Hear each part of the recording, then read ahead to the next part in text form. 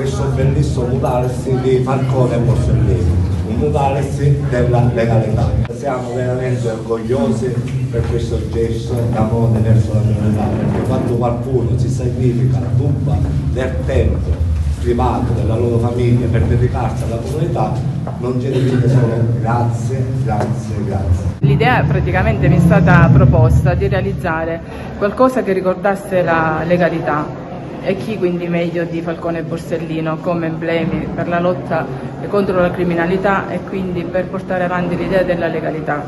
Ho pensato quindi di realizzare questo murales, che tra l'altro è una copia d'autore, non è una mia opera, e l'ho realizzato con degli smalti all'acqua. Sono degli smalti resistenti, quindi si può benissimo lavare, anche se si sporca non succede nulla, però la cosa importante è i personaggi che vengono raffigurati. Sono Falcone e Borsellino, sono dei personaggi illustri che hanno fatto tanto per lottare contro la mafia, e la cosa importante è che noi portiamo ancora avanti la loro idea.